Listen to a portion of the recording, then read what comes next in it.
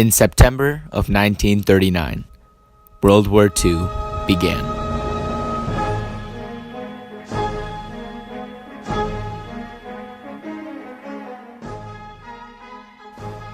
In 1941, Pearl Harbor was destroyed by the Japanese.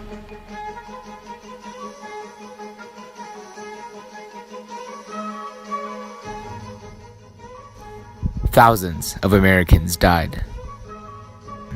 The U.S. enters the war. In August 1945, 6 years after the commencement of the war, and 4 years after the Japanese attack on Pearl Harbor, the U.S. strikes back. But this time, all of history would be changed forever.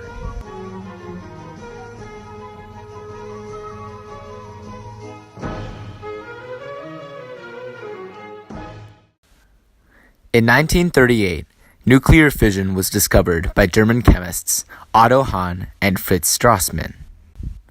However, only in 1941, after the attack on Pearl Harbor and the United States entry into the war, did the nuclear research operation, the Manhattan Project, begin. In July 1945, the first atomic bomb was successfully detonated, nicknamed the Gadget. The test was later given the codename Trinity, and it marked the beginning of the atomic age. After witnessing the devastating effects of the Trinity test, many members of the Manhattan Project began to reconsider the decision to use the atomic bomb in war and possible consequences the choice could have on the future. President Harry S. Truman ultimately chose from 4 options for the U.S. to take action against the Japanese. The first choice was that the U.S. could continue regular air bombings on Japan. However, despite the numerous casualties that had been caused by these bombings, the Japanese had not surrendered, so there was uncertainty as to its effectiveness. The second choice was that the U.S. could invade Japan by land. This choice was not favored, however, due to the high expected cost of American lives. The third choice was that the U.S. could demonstrate the power of the atomic bombs in an uninhabited area in Japan in order to scare them into surrender. Truman believed that the Japanese would not surrender upon witnessing the demonstration, and he did not want to potentially waste the bombs, so this option was not used.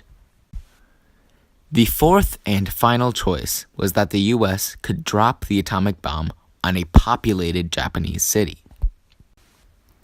This option was highly favored due to the low number of American casualties expected and its predicted convenience and effectiveness for the U.S. Therefore, this was the ultimate decision. Americans actually believed that the Japanese would not surrender because they were irrational, robot-minded people. This was shown in the propaganda documentary, Know Your Enemy, Japan, filmed in 1945, capturing the Americans' racist views on the Japanese. Hirohito is the 128th direct descendant of the sun goddess. And since from the beginning the emperor gods have mingled their flesh with mortal flesh, it follows that all Japanese are cousins in divinity. The soldier and the wrestler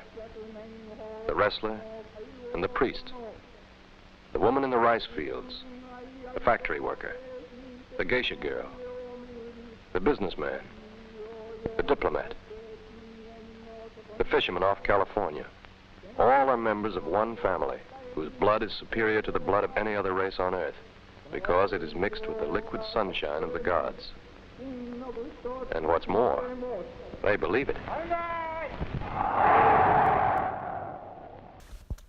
As a result, Americans came to the idea that there was no other option to induce Japan's surrender other than to drop the atomic bomb on one of Japan's cities. On August 6, 1945, as Japanese citizens lived their daily lives in Hiroshima, they see an aircraft flying high in the sky and recognize that it is an American plane.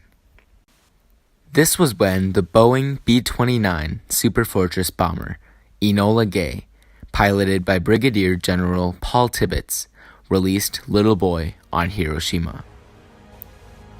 After less than a minute, Little Boy hit Hiroshima.